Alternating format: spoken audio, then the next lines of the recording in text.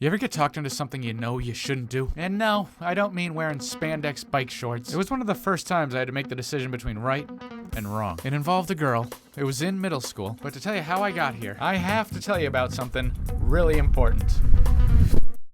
Cheeseburgers. Whenever I feel sad, there's only one thing I want to eat.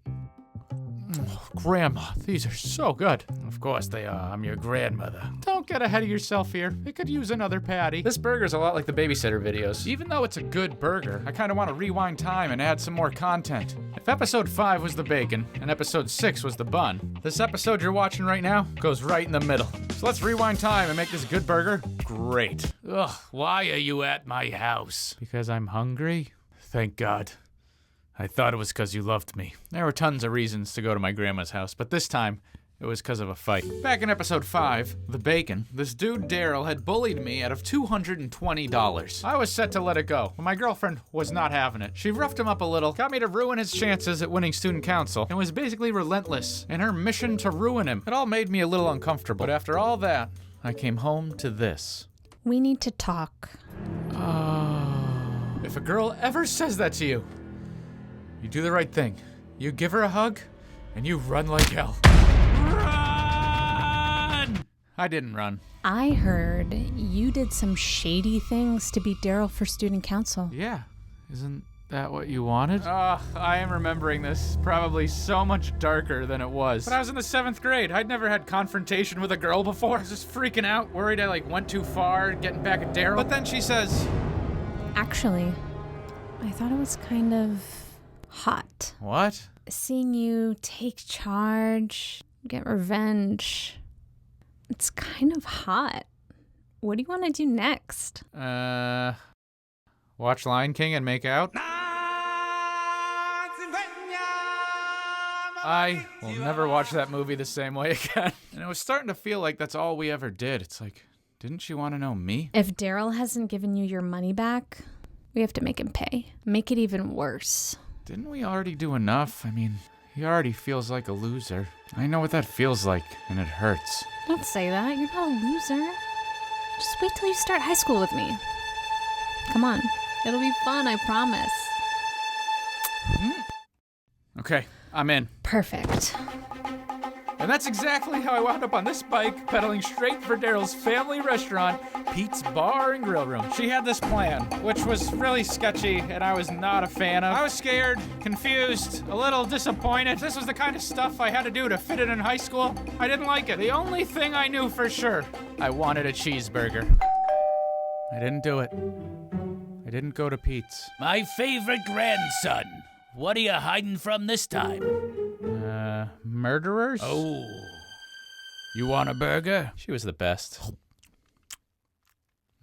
As soon as you're done, there is a party next door, and the birthday girl is a cutie patootie. My grandma was the only adult that knew about the babysitter, and she was never into her. She was protecting me. I was into things like art and theater, and my grandma wanted me to find someone that brought that out in me. That wasn't the babysitter, but being a kid, I hadn't realized that yet. There is a nice girl right across the street. Why don't you bring her this cake? No, thank you. Let me rephrase. You are bringing this cake over right now. Stop it. Happy birthday.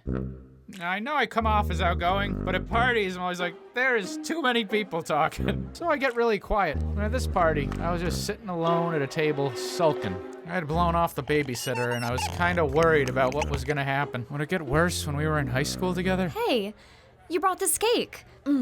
So good. What's the secret ingredient? Oh, that's top secret. Even my grandma doesn't know, because she bought the cake from a bakery. I remember that girl giggled a lot, and somehow, even with 100 people at that party, she made it feel like it was just me and her. You don't really know anyone here, do you? Is that awkward? Yeah. I'm more worried about starting high school. You are not going to fit in there. You're an arts geek, like me.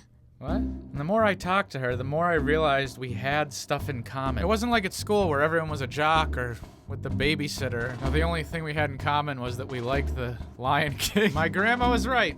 She was nice. But I think the real reason my grandma wanted me to talk to her is because she said this. And that's why I transferred to a performing arts high school. I just kind of feel like I fit in. What, arts what? What now? Arts? This girl went to an arts high school about a half an hour from where I lived, and I had never heard of this place before. What? Ah!